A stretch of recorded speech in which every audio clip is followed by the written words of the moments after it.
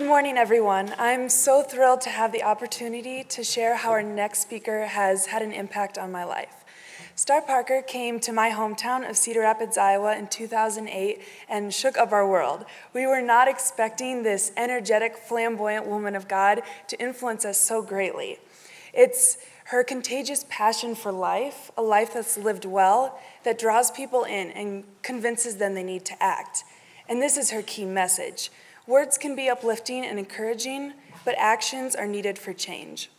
Ms. Parker has written 3 books, is a regular guest on 10 television shows and 7 radio stations, and is the founder of the Cure Foundation.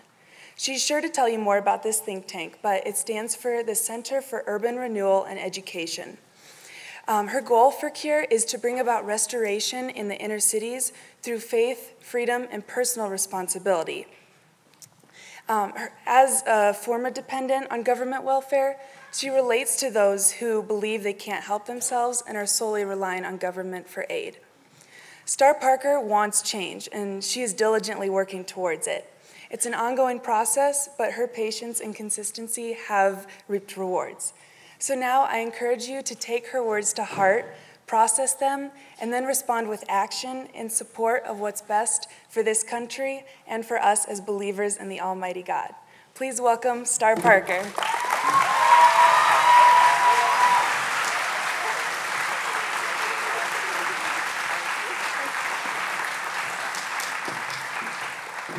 Thank you. It is so good to be back here with CCU. When I came for the symposium earlier this summer and then received an invitation to come back, I said, "Are you kidding? Of course I'll come." I have in the last 20 years been on 180 or so campuses, and to come to a Christian school where I don't have to have police escorts is refreshing. In fact, those of you that don't know my story, I've been involved in public life for about 25 years now, and many know that as a young woman I was on welfare, as just was mentioned. I got caught up in welfare because I believed the lie of the left. I believed that the poor were poor because the wealthy were wealthy. I believed the lie of the left, that my problems were somebody else's fault. And I believed the lie of the left, that they still sell today. I believed that America was so inherently racist that I had no reason to mainstream. And it wasn't until after a Christian conversion that I changed my life. Because in believing that lie, it landed me in places that I should have never gone. In criminal activity, in drug activity, in sexual activity, going in and out of abortion clinic after clinic. And in fact, it wasn't until after the 4th time that I went into one of their so-called safe, legal, rare clinics that I had a gut instinct way down deep inside that there must be something wrong with killing your offspring. You know, maybe the feminists don't have this one right. But I didn't change my patterns, my behaviors, because I believed the lie of the left to the extent that you can do anything you want with your body. I owned myself. I ended up pregnant within a very short period of time again, still not married, and that's how I landed on welfare. I'd been in and out of the system for about 4 years at that point. Most people think that taxpayers don't pay for abortions. It's exactly how my abortions were paid for, through the Medicaid program in my state called Medi-Cal, which is the state of California. And then I went on to welfare to live, and I stayed there 3.5 years, watching my life spiral into a little dark hole. And that's where God found me. One day, through some people that were willing to look me in my face and point their finger at me and tell me my lifestyle was unacceptable. And when I challenged them with that word unacceptable, which today has become so politically incorrect, actually it's probably a hate crime, and we can probably sue someone for saying it. But when they said my life was unacceptable, I put my hand on my hip and I said, "Unacceptable to who?" And they said, "To God." And I got out of there because I hadn't heard about God with a capital G. You are so fortunate as Christian people that somebody cared enough about you to set you on a path to understand God and his kingdom, and to set you on a course where you can begin to seek what it is that he would have you to do with your life and not have to go through the experiences that many in our society are going through because they just didn't know that. When I heard that word God, I got out of there. Because for the first time, I actually started thinking about some of the things that I was doing with my life. I started thinking about the breaking and entering, the armed robbery, the men. I tell you, I got out of there, went home and got high. And those guys kept calling me because I was out of control, and I said, I don't want to even think about what they're saying with this word God. You know, it's the most amazing thing about God with a capital G. Way down deep inside, we recognize him. It sparked within me that truth that some of us don't realize is there, or that understanding that God gives to each and every one to be able to say, I have heard something I need to explore. And so they kept calling me up, trying to get me to go to their church with them. And, you know, had I known a lawyer from the ACLU, I would have sued him for religious harassment. But I didn't know any lawyers at that time. You know, I know a lot of lawyers now. I work in Washington, D.C., and actually they remind me of the people I used to hang out on the street corner with. But that's a whole nother story. But I didn't know any lawyers, so I finally went to church with them, and I heard the gospel.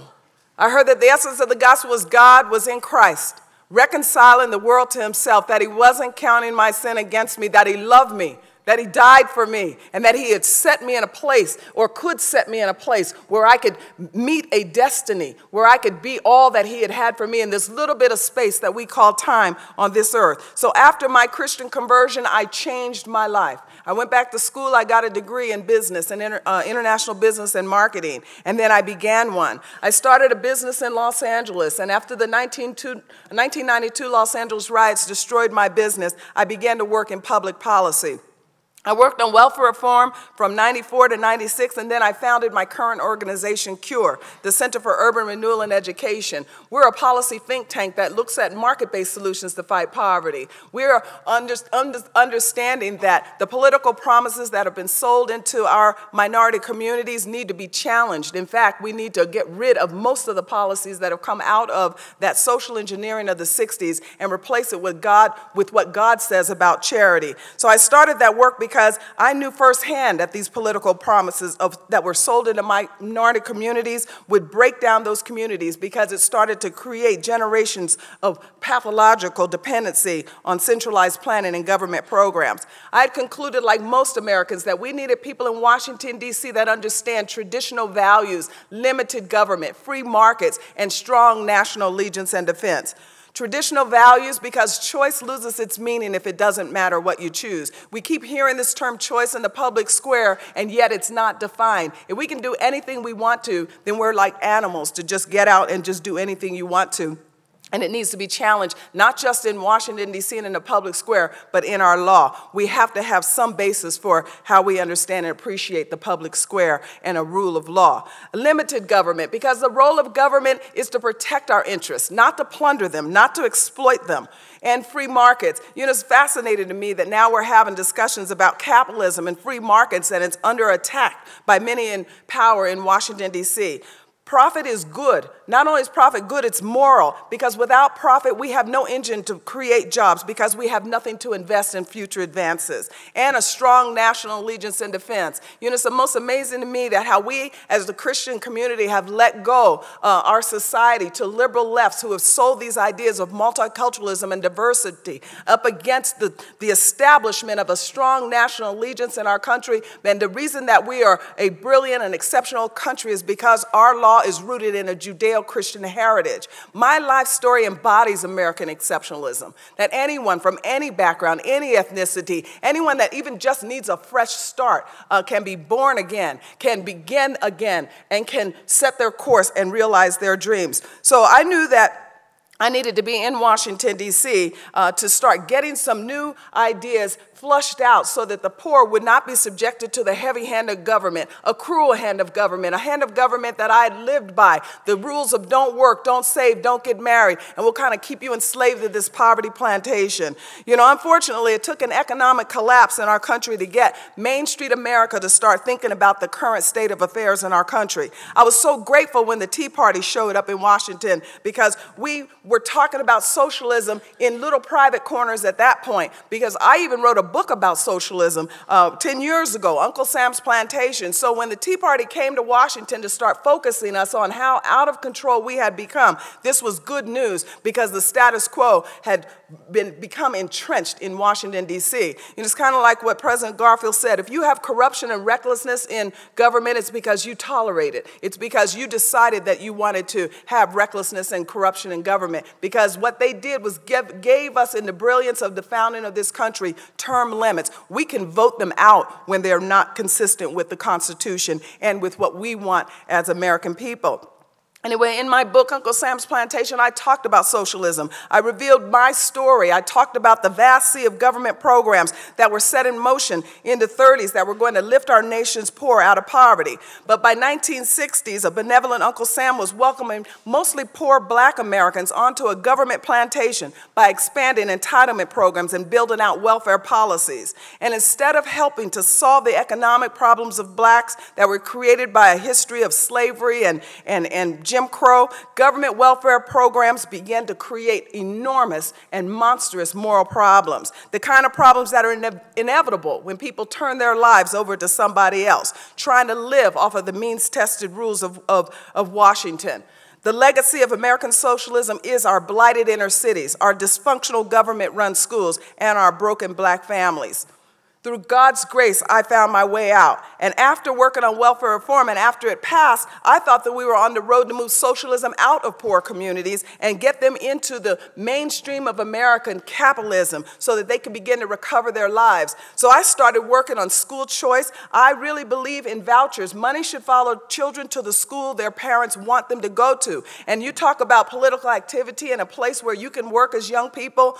The poor are trapped in these horribly failing schools. And in your state, they are not allowed to go where the parent wants them to go, because the political establishment of the left has determined that you are just not going to do that in Colorado. They've been working in these areas for an awful long time, and these are places that we have to continue to move forth our ideas to say money should follow children to the schools their parents want them to go to, including religious schools. There are just too many people that are trapped in these horrible ghettos across our country that do not ever get an opportunity to hear even one scripture coming through their learning process. So I started working in this area. I started working on personal retirement accounts as an alternative to government forced retirement program of Social Security. This program of Social Security would be illegal if it were a business in the country, because for current workers to pay for current retirees, and certain people are just trapped in government dependency because there are politicians who decide that this is the way that it should be. It is just an ineffective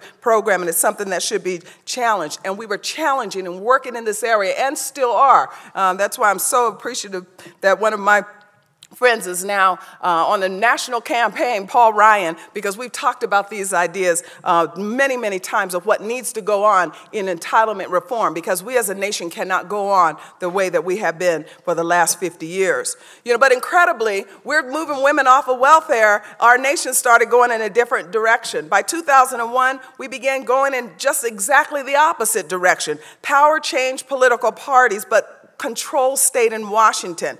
Government expanded in many areas. The biggest affront to my work was the faith-based initiative, this multi-billion-dollar program to put America's churches on welfare. And then in 2008, power changed political parties again. And by 2009, instead of poor Americans on socialism becoming more like wealthy American on capitalism, rich America on capitalism started becoming very rapidly like poor America on socialism. Socialism gripped our inner cities a long time ago, 45 years ago. And as many are now realizing, socialism is choking our entire society today. I've always been for the underdog. It's one of the reasons that I work in the places that I do with our nonprofits and in our crisis pregnancy centers and with our homeless centers and everywhere that we see brokenness. But I never thought that the underdog would become Wall Street executives and bankers and some of the others that are coming to Washington pleading with these politicians not to take over their businesses. When you look at what has happened with government expansion, we should all be very, very concerned, and you as students should become activated as a result of looking out a little bit further into what your future will look like if we continue on this path that we have been going for in the last 50 years. What we see in our inner cities is a case study of where the rest of this nation is going if we don't change course and change it very rapidly. Today, 70% of non-defense tax intake is a transfer to individuals. When you think about the Constitution and the role of government, it is to defend our interests, is to protect us. Defense is 20% of our budget. So I'm going to repeat again, 70% of all non-defense tax intake is a transfer to individuals. Today, 47% of Americans are government dependent. Now, I know you've heard a lot on the news, those of you that watch the news, about 47%, and it's gotten some people in trouble as a result of saying 47% of Americans don't pay into the federal coffers. They don't pay a federal income tax. But there's another 47% number out there, and that is those that are government dependent. Some of them are both, and they work in and out of each other, but we need to be concerned about the 47% that are absolutely government dependent. They're the ones that make up this 40% of all births are paid for in this country by Medicaid. 40% of all births. Medicaid pays for the bill of 60% of all long-term nursing home care. Our means-tested welfare programs alone are $500 billion annually. Entitlement programs of Medicaid, Medicare, Social Security are $1.1 trillion annually. $70 trillion in unfunded liabilities. 10,000 people a day are turning 65 years old. And some of these colleges I go to in the secular society, when we start talking about where we're going as an economic future in this country, want to put out these ideas for euthanasia. I've got news for them. Us baby boomers aren't going to allow you to start killing us off just because we've mismanaged our financial affairs. I told them, I said, no. We're living longer, we're in shape, and we believe in the right to carry. So you have to be very guarded with how you're going to look into our future and determine how we're going to transition ourselves out of this current situation. Current national debt is $16 trillion, with a deficit of more than $1 trillion a year. You know, these numbers are vast, and it was interesting. I was in my hairdresser just recently, and I don't talk about what I do there because, you know, it's enough to just get in there and get past all that pot smoking and get my little 4 hours done so that I can get back on the road and not have to think about carrying curling irons and doing my hair. But one of the daughters of a hairdresser was in the shop that day, and it was during the time we were talking in Washington about the debt ceiling and increases there and the CRs, etc. And so she knew that I worked in Washington, so she started asking me questions about, well, what is this breakdown, Democrat, Republican? What is the deal? Why can't they just get along? And I told her, I said, it's like, and named her, you make $2,000 a month, but you spend $2,500 a month. Every month you make $2,000, but every month you spend $2,500. Every month you make $2,000, but every month you spend $2,500. That little extra $500, where did you get it from? Well, you got it on your credit card. Well, you borrowed it from your mom. Well, you even went to your grandma. Now you're going to the loan shark. You're going to China to get that $500. And they have very, very high interest rate against it. And now it's accumulated to where you have what's called a deficit. Because she didn't understand that term either. She started asking me about term. And it was interesting because it got real quiet in there. And I thought, okay, everything you say can and will be used against you in the court of public opinion if you don't say it right, now that we have the internet. But she began to understand. I said, so here's the difference in what we're debating in Washington, D.C. There's one side that says you can keep spending that $500. Don't you worry about it. We're going to go into your neighbor's pocket and get it for you. There's another side that says, no, we're going to find where you're spending that $500 and we're going to start peeling back so that you live within your means. And that's where we are today. The glaring truth underlying our economic collapse in this country is that liberalism doesn't work. Uncle Sam's plantation didn't work for blacks, and it won't work for the middle class. And at root of America's fiscal crisis today is government dependency. And the rarely spoken truth underlying government dependency is that we are a nation that is in moral chaos. And that's why it's so important that for students like yourself, the Moseses of our society today, for whatever reason, you're a parent or even yourself who had an epiphany to say, I've got to put myself in a Christian environment. Like Moses' mom didn't know where she was sending him, but she knew you're a proper child. There's something great and unique about you. And that's how your parents or somebody in your life saw you, that you're here today so that we can rescue our world. And we don't know when that's going to be or what specific part that you play in it, but you have to have an ear to hear, because we are definitely in a crisis. We are a culture that's locked in moral freefall. And there are too many young people, too many Americans, too many decent, God-fearing, go to church every Sunday morning Americans who don't even understand or realize that we are in aggressive war for the very heart and soul of this great country. Liberals always pretend that they are not for war, that they're against war. But they started 3 wars against our culture that have been raging since the 60s, and our nation is suffering very deeply as a result. Number 1, the secular liberal left declared a war on religion. It weakened our public institutions and opened the door for a culture of corruption. And when you think about it, our lawmakers, Congress is at 13% approval.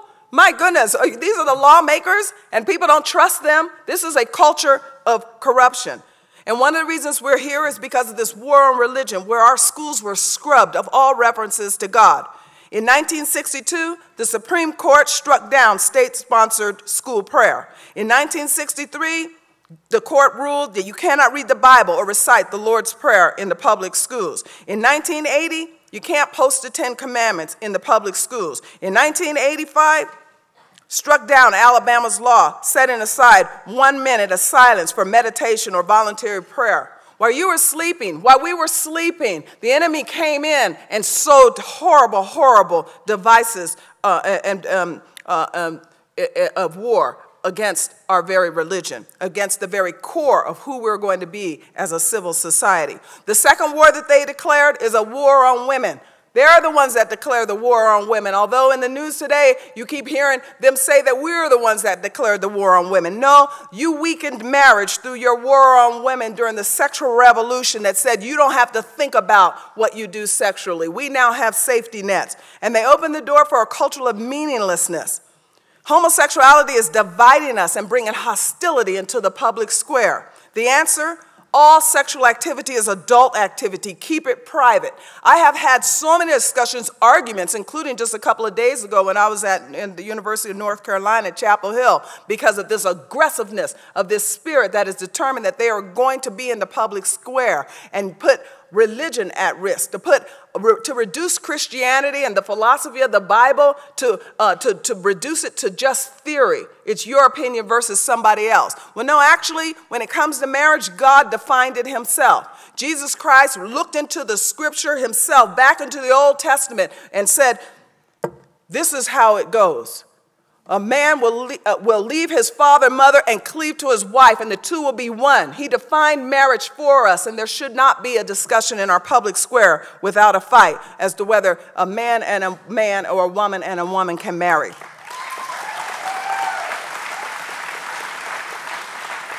Abortion has deeply hurt us. Time does not allow me to tell how deeply we've been scarred.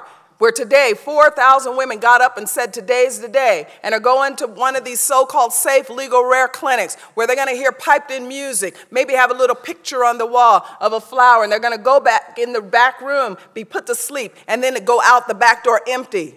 The silent sin, the secret sin. We're scarring people. And in fact, in our Crisis Pregnancy Center work, that we have over 5,000 centers in the country now to help women rescue the very life within their womb from this onslaught of liberalism that tells them it's just a matter of choice and that there are no medical, no mental, no moral implications to abortion. And yet the #1 growth area in our crisis pregnancy centers right now is post-abortive work. Because it might sound good when you're 20 years old and you think that you can get away with it and you'll just go to sleep yourself and think about this and maybe on your deathbed say, I'm sorry. But when you're 45 and 50 and you haven't bore children, this is when it comes back. It all comes back. And in fact, I was with a young man who remembered abortion in his own life. That when he was in high school, he took the girl to the clinic. When he went to college, her dad took her to the clinic. Then he got married. Then he got saved. Then he got married. And then they got pregnant. And he couldn't sleep anymore. It all comes back. Abortion has deeply scarred us. It's scarred us as a society. You can't just take 50 million people out of a society and think that God is not watching. In 1960, 75% of American adults were married, compared to 50% today. Marriage is under attack because of this war on women that was declared by the secular left. But yet, while 1 in 4 American women never married, 4 in 10 American births are outside of marriage. In 1980, when Ronald Reagan was president, 18% of births were outside of marriage, compared to 40% today. 1.7 million in 2011 alone. So when you hear about sexual purity, you don't want to just discount that as, oh, that's just an old idea, not valuable in today's society. No, the best news that we can send in our culture today is God has keeping power, and he can keep you pure until you marry, because the top 3 social crises confronting us today as a society are rooted in sexual misconduct, AIDS, abortion, and the entire welfare state. Blacks went from 22% out-of-wedlock birth rates in the 60s to 72% today.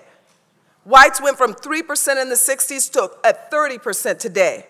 Hispanics, while there was no data collected in the 60s because it's a political term that was made up years later to gain votes, we know what their out-of-wedlock birth rate is today. It's 53% in America. We have crises that are raging because of the moral state of affairs, and it's reflecting in our economics today. The third war that the left declared was a war on poverty, and it weakened family and opened the door to a culture of entitlements.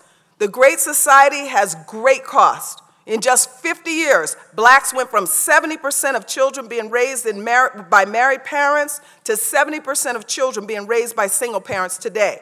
So we can look at any and all inner cities in this country and see exactly what happens when you let down your moral guard and begin to buy into this idea of entitlement and government dependency. And the rest of this nation is following that course of what happened to blacks from 60s.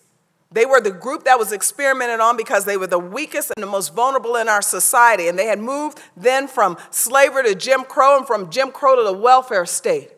And as a result, are barely recovering themselves financially and have to make some very big adjustments. And in fact, I'm at the point where I'm thinking, boy, you talk about going around the mountain and waiting for the Caleb and the Joshua, while that whole generation has to die off. That's where we are. Just keep me young, Lord. I'm going to keep working at it. I'm a grandma now, and people say, well, you don't look like a grandma. I'm like, that's because I'm changing the image of the Republican Party. And until they really,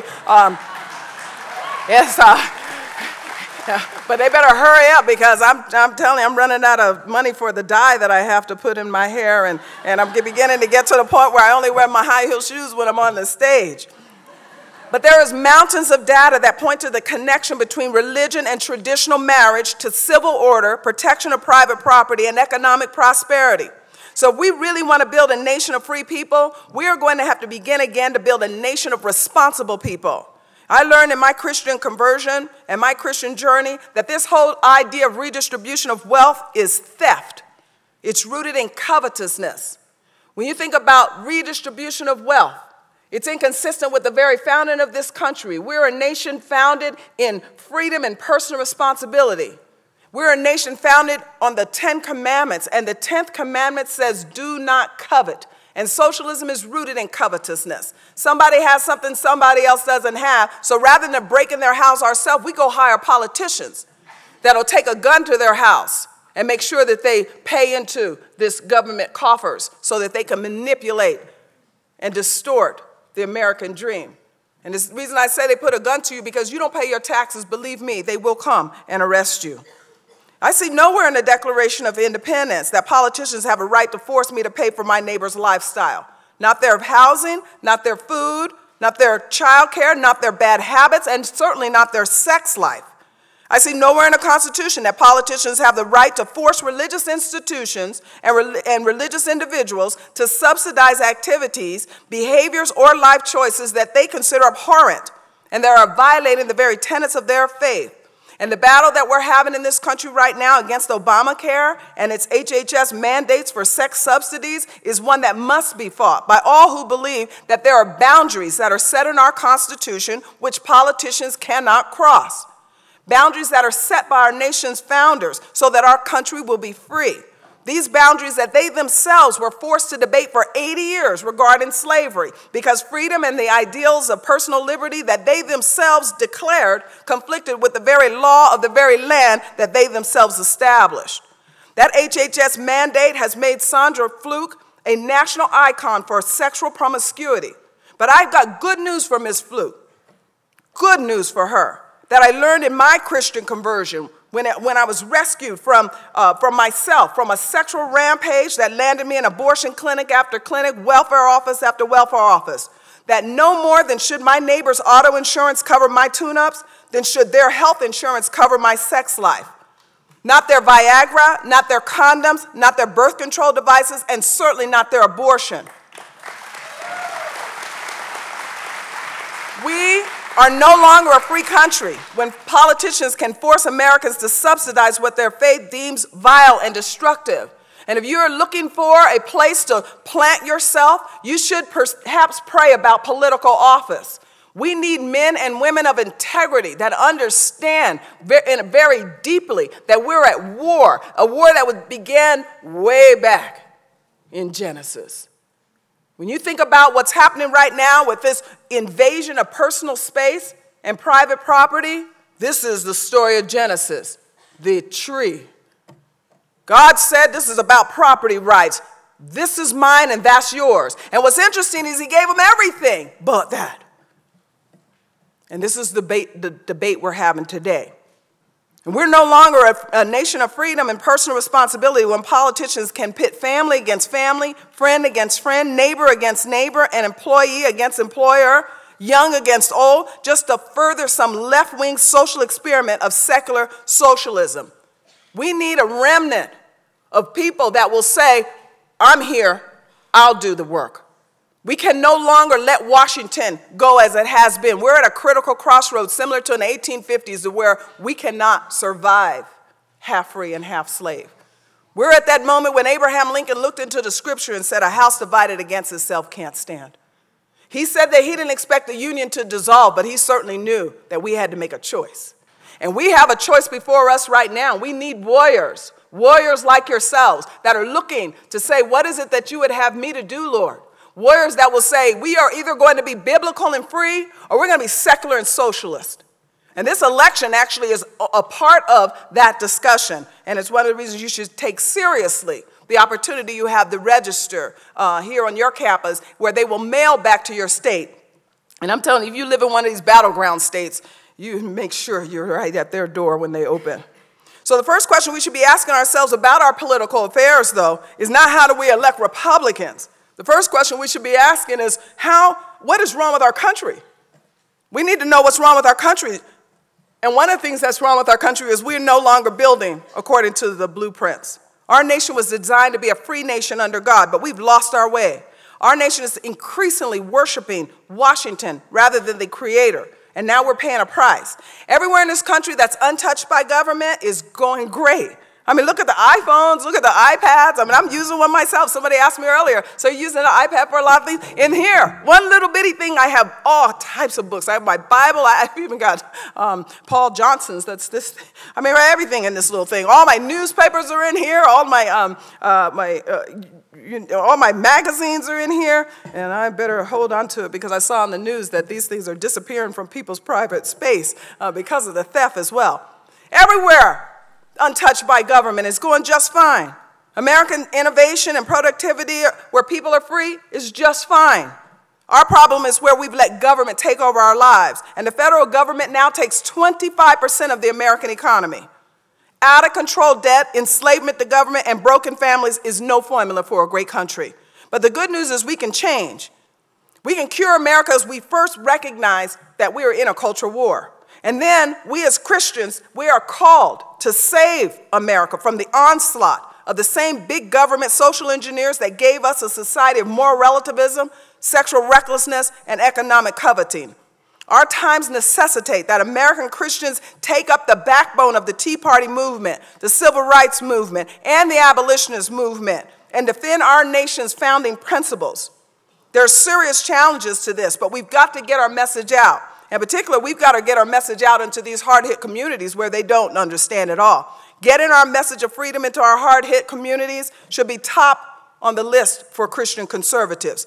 This country is becoming less and less white, while liberalism is the only message that's being sold in our minority communities for 50 years. Christian conservatives are going to have to go in and make sure that people understand that we're not building according to the blueprint when you have excessive government dependency. And we've got to do a better job with blacks and Hispanics. When Reagan was elected, 88% of the electorate was white. In 2008, 74% of the electorate was white. I mean, you look at this state, why is this a battleground state? The values in most states are red, not blue. But what we've allowed is all these blues to grow out and not talk to them at all about this great country of ours, American exceptionalism. We've allowed these messages of multiculturalism and diversity go unchecked and not put up against them the message that's on our money, e pluribus unum, many become one, and the beauty of this country. You know, the good news is that the reforms that we desire are reforms that they need most, those that are in our hard-hit communities. They need more than any American to get their children out of these broken schools, broken health care, broken housing, and broken welfare policies that have gripped them and have kept them from realizing their destinies. They need more than anyone an understanding of our founding principles of traditional values, limited government, free markets, and why our money says that we have become one, and why our money also says, in God we trust. They have to understand that these are principles of their interest. But right now, they only hear from the left. Christian conservatives who care about the future of this great country must begin to understand what is broken down so that we can be on the side of fixing it. And especially you young people that are now saying, okay, I've got to start making some decisions about where I'm going to go. There's been just too much emphasis on the economics of our lives. When we were asked in the 90s after we were having an election then to just think about the economy. And in fact, they coined the phrase, it's the economy's stupid. And people voted for that in America. They voted their purse. Then later on, we get hit September 11th. And many men of God were saying at that point, we need to check ourselves. When God seems hidden, you look deeper, according to the scripture. But no, we decided it's economy again. Go out and spend, go out and build, go out and bubble. And the next thing you know, we have a housing bubble. Fannie Mae and Freddie Mac are welfare programs. They should not even be in business to then have our whole housing industry collapse as a result of the social engineering of politicians. Christian people have to start recovering our nation again. And we need people that will do like they did in Scripture, those that are willing to leave it all for the sake of the gospel. And I'm not telling you to be simple, but I know that it can be done if we're willing to do it. We have to think about our future. God requires us to not just think about ourselves and our immediate needs, but to think long term. We have to think about the impact that we as Christian and our nation has internationally. You know, they were talking, I was in a private conversation the other day about what was going on internationally in the northern part of Africa with Libya and Egypt and other places like that, and the hostility and hatred that they pretend that they have toward the American people. And what we said is, you know, if anyone walked through there with some green cards and said, anyone want to go to America? Oh, everybody would have been over there to come here to this beautiful country of ours. Communism is cruel. Government is harsh when it controls. I was recently on a flight from North Carolina up to Ohio, and on that particular plane, the whole plane was full of refugees that they're bringing in from Iran, that they had, their country is no more. It's communists just took over, so they had put them in Nepal for a while as they start to bring the only little 50,000 that were left. It was almost like the state of affairs, what we saw after Nehemiah, when it's like, okay, is there anything left? Are there anyone? How are the people? They were wounded, and they're bringing them into our country. But one of the things that the only one that could speak English that I had a conversation with told me that they told them in that communist country, year after year, generation after generation, to keep them hating America and never wanting to be a part of us, was that capitalism is so cruel that we didn't have trees. And they brought them in the middle of the night into New York, and then they brought them down to North Carolina to get up to Ohio. I don't know. Don't even ask what these pilots think sometimes. It was like you could have just cut across. But now it's morning, and I think God did it on purpose because North Carolina is one of the most beautiful states in the union when it comes to trees. And so I kept pointing out the window all the trees, so to give him vision for his future. He said, yeah, we hear America has some opportunity. I said, it's a great country. You can be anything you want to in America. He said, well, I was a teacher. But I said, you can be a teacher. He said, but I don't speak much English. Half the country doesn't speak English. You'll be fine. He said, you can be a doctor. You can be a lawyer. You can be a bum. He said, what's a bum? I said, never mind. We'll just stop there. Now, this great country of ours is great because great men and women come up when it's charged, when it's time. We know, you know the scripture too well to see how people are living their lives. And the next thing you know, God knocks on the door, as he did with Moses. We still have an opportunity to change course because in America, we hire leadership. And that leadership can be you. In America, we battle in the voting booth. That needs to be you going into that voting booth. Because in America, we still have a constitutional right to representative government, and we, the people, get to decide who that representation will be. And this is very, very important for those of us that have the good news of the gospel. Thank you. Thank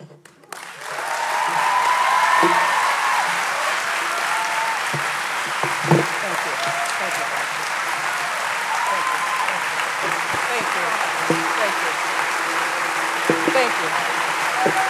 Thank you, students. Thank you. Thank you.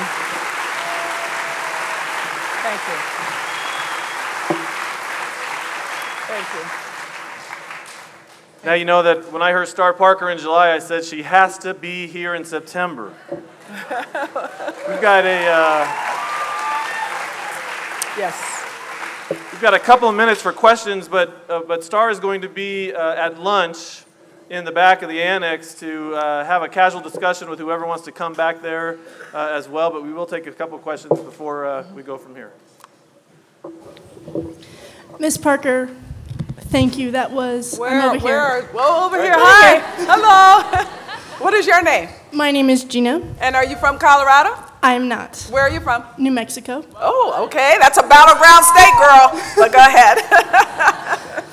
I want to thank you. That was amazing and incredibly encouraging and definitely sparks us to action. But I've had a concern and an issue and a wrestling going on throughout this entire symposium. And I want to look back at what you've said about welfare socialism. And I've heard what you said and it stirs me. However, I'm greatly conflicted. God has chosen to provide my tuition and the tuition of many others here through federal financial aid. And without financial aid, I'm not sure I'd be here. I may be looking more to financial aid than to trusting in the Lord, and I'm willing to admit that. So is financial aid a part of that welfare socialism? And if so, how do we as students who need that money deal with it and our educational goals, which for me coincides with his calling on my life? Good question.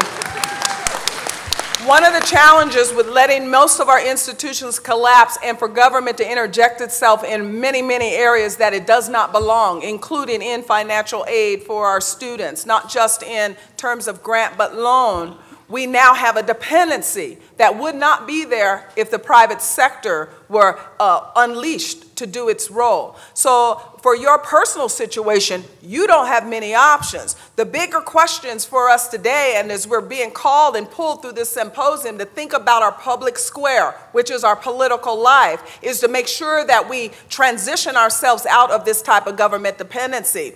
One of the beautiful things about capitalism and the free markets is competition gets to determine prices. And the challenge that we have today is when you have a one-size-fits-all monopoly, which is what the government has done in many, many areas to monopolize what the private sector does much better, is you have higher prices. Because when you have demand, how many are economic students? Supply and demand. When you have a high demand and a limited supply, prices go up. So we want a competitive lending mechanism in our society, again, for people that need financial aid to go to college. We also want more scholarship opportunities. And one of the challenges that we've had in our society since the engineering of the welfare state is that where American benevolence should be, we have government instead. And so now too many have bought into this notion that I gave at the office through my taxes, and therefore we are not contributors to other people's well-being the way that we should. Now, keep in mind, on one hand, we are social justice, and that little remnant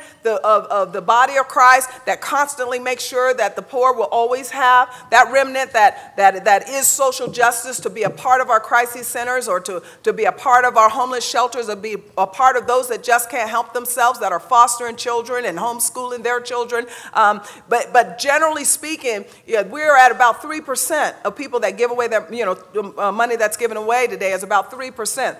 This ought not be, because God called for 10%. And he told us why. He told us that he wanted us to bring our tithes into the storehouse, so there'll be meat there, so that we can have the ability to do exactly what those guys did to me, is to look me in my face and point their finger at me and say, you yourself have a role in this. We don't have that opportunity in government manipulating the markets. You don't have the opportunity of a personal relationship with the individual. All problems are not the same. And the one-size-fits-all monopolies that the government has built out are just not going to sustain themselves. So that might be an area that you might think about working in, as you realize yourself. I went to school on grant. I went to school, we at my state, and on the state level, interestingly, when people decide that they want to allow for the pooling of their resources so that no child will be left behind if they want to go to college and can go to college, that's where most of the ingenuity is.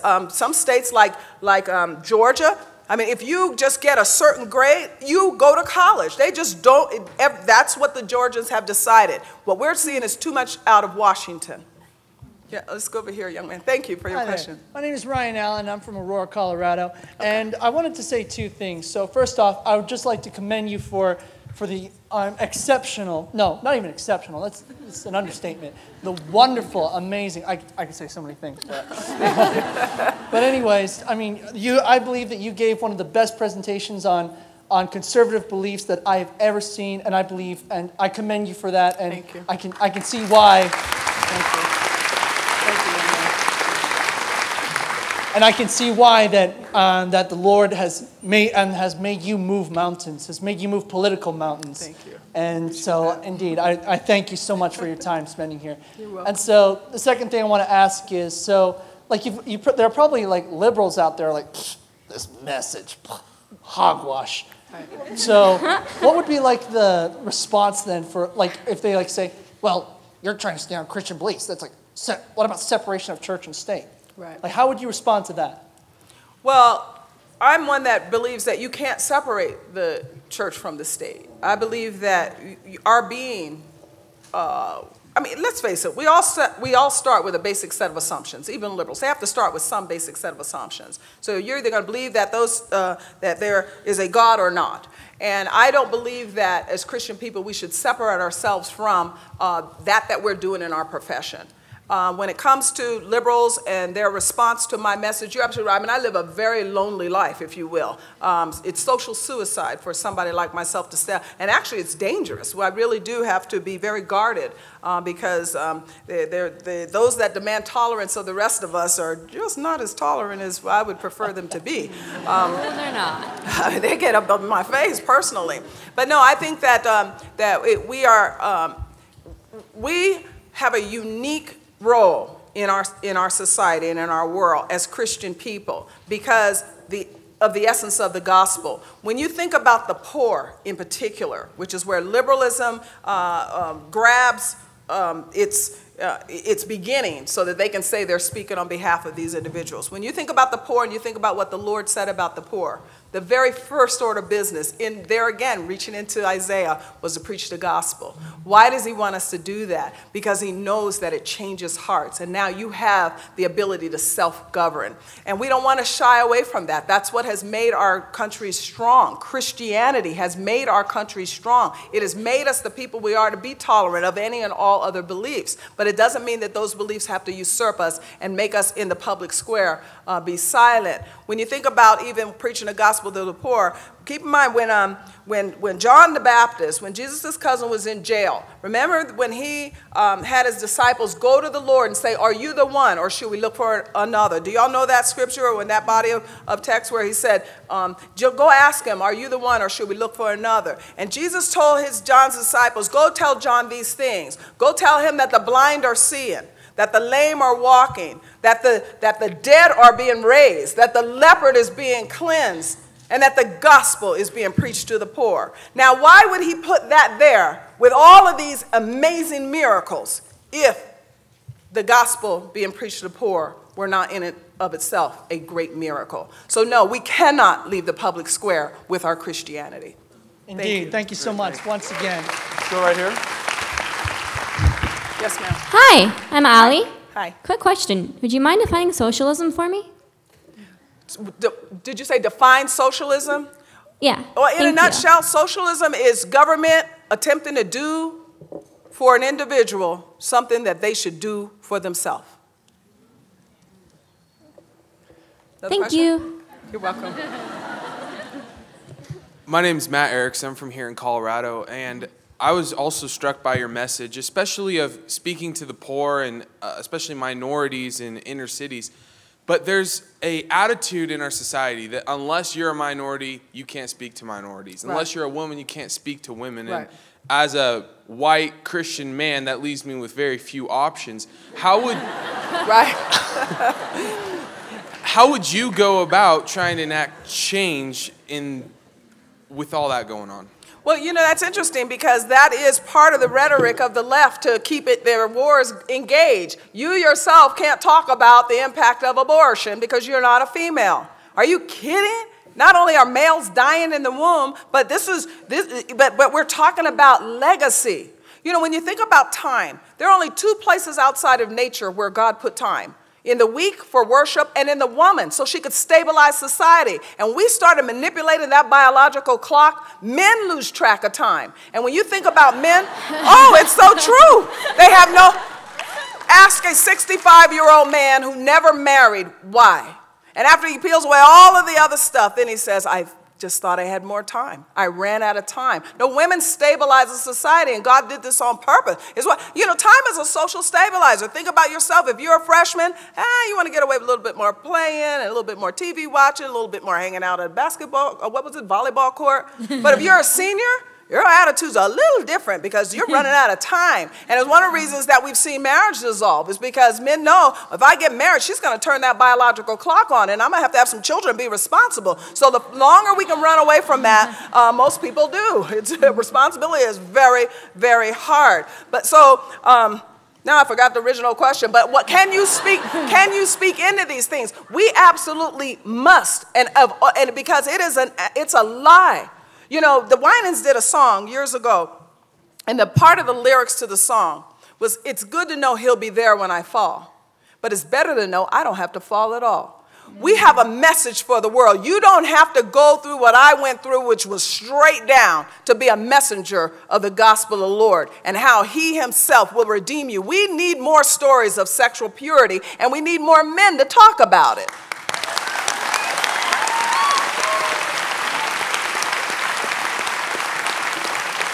Okay, how much do I have time? I better keep my, okay, don't anyone else get in line. Let's try to get through these. Okay, let's get my name is Heidi, and I am from Colorado.